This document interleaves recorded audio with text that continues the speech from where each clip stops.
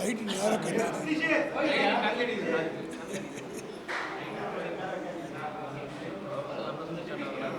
சொல்லுங்கள்.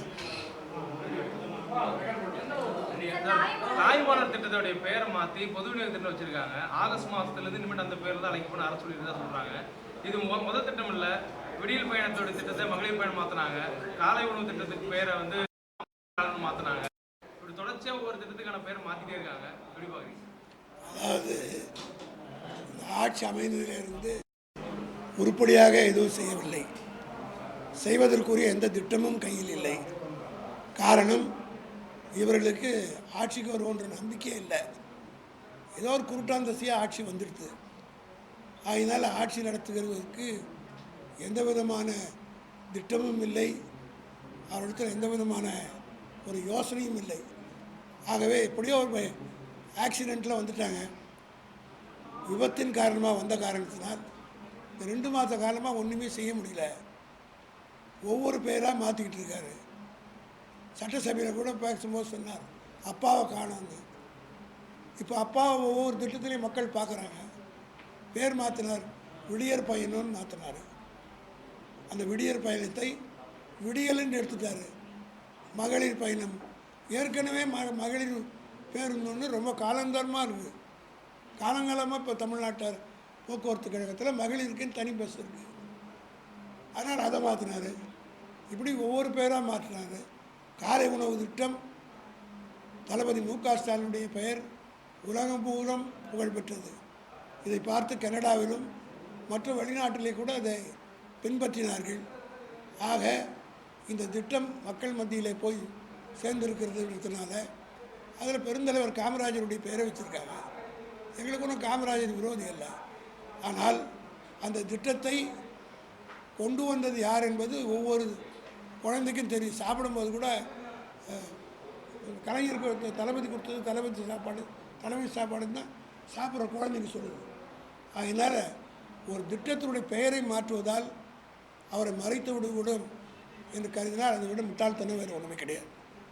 காரணம், பழமொழி சொல்லுவாங்க, ரோஜாவை எப்பெயரிட்டாலும் அதனுடைய புகழ் மாறாது வந்தாது. அதுபோல் தளபதி மு.க. ஸ்டாலினுடைய திட்டங்கள் ஒவ்வொன்றும் மக்கள் மத்தியிலே இன்றைக்கி நிற்கிது. அவருடைய பெயரை தான் சொல்கிறாங்க. அது நாள் முதல்வன் திட்டமாக இருந்தாலும் சரி, அந்த நாள் முதல்வன் திட்டத்தால் தேர்தல் முடி வந்த பிறகு ஒரு ஆட்டோக்காரங்க டிவியில் பேட்டி கொடுத்து தான் நான் பார்த்தேன். இந்த திட்டத்தினால என்னுடைய பையன் படித்து ஃப்ரான்ஸில் இன்றைக்கி வேலை செய்கிறான் என்று தளபதி நினைவு கூர்ந்து கண்ணீர் வடிக்க சொன்னார். இந்த மாதிரி ஒவ்வொரு திட்டத்தினுடைய பயணம் மக்கள் உணர ஆரம்பித்து விட்டார்கள். அதே போல் இந்த தாய்மானவர் திட்டம் என்பத பெயர் எவ்வளோ உன்னதமான பெயர். இது யாருக்கு கொடுத்தாங்க? இதுவரையில் தமிழ்நாட்டில் நாங்கள் தேர்தல் வாக்குறுதியாக கொடுக்கல. திமுக சார்பில் இப்படி வந்தோன்னு நாங்கள் செய்வோம்னு சொல்லலை. ஆனால் ஒவ்வொன்றையும் தளபதி மு.க. ஸ்டாலின் பார்த்து செய்தார்.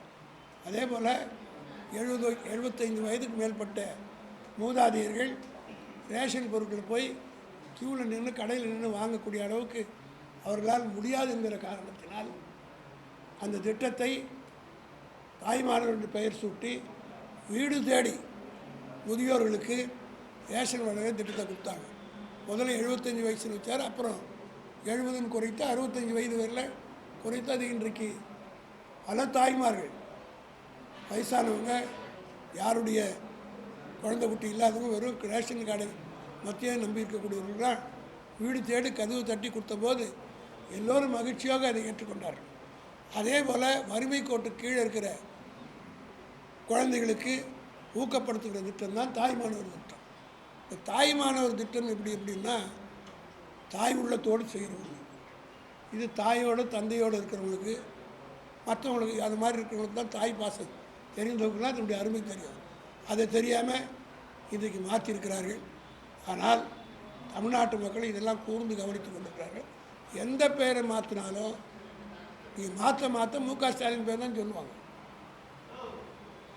இதை புரிந்து கொள்ளாமல் யாரோ அவருக்கு அறிவுரை சொல்கிறாங்களா, யார் சொல்கிறாங்கன்னு தெரியல, இதை கேட்டு செய்து கொண்டிருக்கிறார்.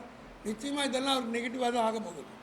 இது திட்டத்தை பெயர் மாற்றம் மட்டும் இல்லாமல் முன்னாள் அமைச்சர்கள் மீது தொடர்ச்சியாக கைது பண்ணுறாங்க. இப்போ குறிப்பாக செந்தில் பாலாஜி மீது வழக்கு பதிவு செஞ்சுருக்காங்க. புதிதாக எனக்கு நீதிமன்றத்தில் ஒரு வழக்கு இருக்கக்கூடிய சூழலில் புதிதாக ஒரு டிவிஎஸ்சியில் ஒரு வழக்கு பதிவு பண்ணுறாங்க. அதாவது டிவிஎஸ்சி வழக்கு போடுறதை பற்றி நீங்கள் செந்தில் பாலாஜியை பொறுத்த முற்றிலும் அவர் திராவிட முன்னேற்ற கழகத்தில் மிக தீவிரமாக பணியாற்றி குறிப்பாக கொங்கு மண்டலத்தில் அவர் பொறுப்பேற்ற பிறகு பெரிய திமுகவுக்கு செல்வாக்கு தேடுது என்பது காரணத்தை காட்டி அவர் எப்படி பழி வாங்கணுன்ற நோக்கத்தோடு அவர் ஏற்கனவே 19 மாதம் சிறையிலேருந்து பழக்கப்பட்டுவிட்டார். அதனால் இந்த மாதிரி வழக்கெல்லாம் போடுறதுனால யாரையும் அழித்து விட முடியாது, திமுக காரனே ஒழித்து விட முடியாது.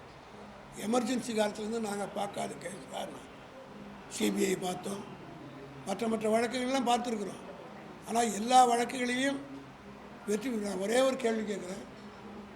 2001 இரவோடு இரவாக கலைஞர் கைது செய்யப்பட்டார். அது பெரிய செய்தியாக போட்டாங்க, அது சந்தோஷப்பட்டாங்க. ஆனால் அதில் எஃப்ஐஆராக போட முடியுதா? எத்தனை வருஷம் ஆச்சு?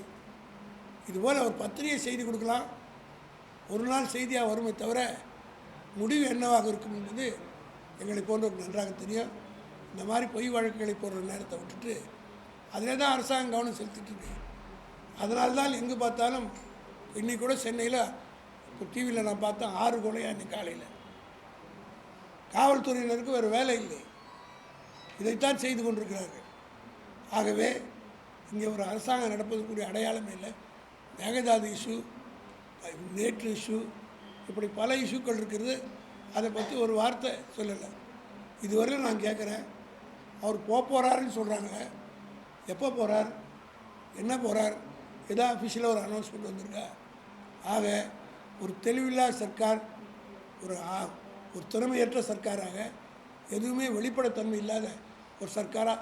அதே போல் மின்வெட்டை பற்றி நீங்கள்லாம் அமைச்சர்கள் இன்றைக்கி அமைச்சர் பேட்டி கேட்குறாங்க, ப்ரெஸ்காரன் கேட்குறாங்க, ஓடுறாரு.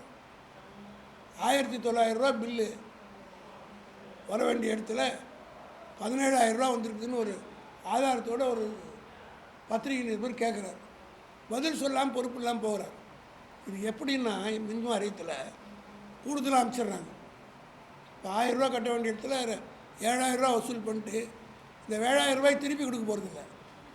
ஆக கொஞ்சம் கொஞ்சமாக கழிச்சுக்கிறாங்க. இது ஒரு மோசடி, இது ஒரு மிஸ்அப்ராப்ரியேஷன் தான். மக்கள்கிட்ட திருடுறது, அதிகமான வசூல் பண்ணி இது மறைமுகமாக ஒரு திருட்டுத்தனமான வேலை தான். இது திருடுன்னு கூட சொல்லலாம். மக்கள்கிட்ட பணத்தை திருடி இன்றைக்கு ஈபி நடத்துகிறார்களா என்று சொல்லக்கூடிய அளவுக்கு திருப்பி 7,000 இப்போ வீட்டு தப்பாயிடுச்சுன்னு சொல்கிறாங்கல்ல, அதை உடனே திருப்பி கொடுக்க வேண்டியது தானே, கழிச்சிங்கன்றாங்க. அப்போ என்ன அர்த்தம்? இந்த பணத்தை ரொட்டேஷன் பண்ண போகிறாங்க. மக்களுடைய பணத்தை ரொட்டேஷன் பண்ணால் அதுக்கு இன்ட்ரெஸ்டாக கொடுக்கணுமில்ல, செஞ்சுருக்காங்களா? இது ஒரு திருடு தான், இது ஒரு வகையான மோசடி தான், இது வகையான ஒரு மிஸ்அப்ராப்ரியேஷன் தான்.